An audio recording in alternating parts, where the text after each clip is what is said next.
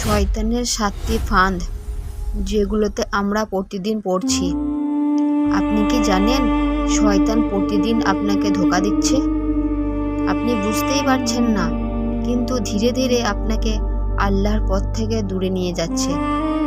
আজ আমি আপনাদের বলবো শয়তানের সেই 7টি ভয়ঙ্কর ফাঁদ যেগুলোতে আমরা প্রতিদিন পড়ছি। ভিডিওটি শেষ পর্যন্ত দেখুন, কারণ হয়তো এই ভিডিও আপনার জীবন বদলে দিতে পারে। শয়তান প্রথমেই আপনাকে বলবে এখনো সময় আছে, পরে নামাজ পড়বে। এই পরে শব্দটাই সবচেয়ে বড় ফাঁদ। আজ নয়, কাল নয়, একদিন হঠাৎ মৃত্যু এসে যাবে, আর তখন আর সুযোগ থাকবে না। শয়তান আপনাকে বলবে এটা তো ছোট গুনাহ, কিচ্ছু হবে না। কিন্তু ছোট ছোট গুনাহ জমতে জমতে পাহাড় হয়ে যায়। এক ফোঁটা পানি দিয়ে যেমন নদী হয়, তেমনি ছোট গুনাহ দিয়ে বড় শাস্তি আসে। আজকের যুগে সবচেয়ে বড় ফাঁদ মোবাইল। হারাম জিনিস দেখা, অশ্লীল ভিডিও, অন্যের দিকে খারাপ নজর, এগুলো আপনার হৃদয়কে কালো করে দেয়, আর ধীরে ধীরে ঈমান দুর্বল হয়ে যায়।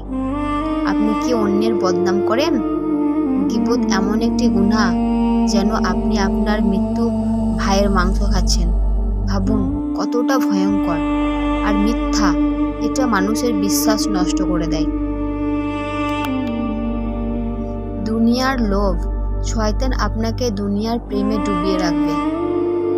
টাকা, সৌন্দর্য, নাম, খ্যাতি, এগুলোতে এত ব্যস্ত করে রাখবে যেন আপনি ভবিষ্যৎ ভুলে যান, আখিরাত ভুলে যান।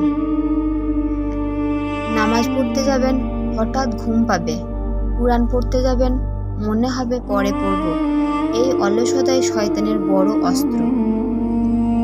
তওবা দেরি করা। শয়তান বলবে আর একটু গুনাহ করো, পরে তওবা করবি। কিন্তু কে জানে আপনি সেই পরে পর্যন্ত বাঁচবেন কিনা। শেষ কথা, শয়তান আমাদের খোলা শত্রু।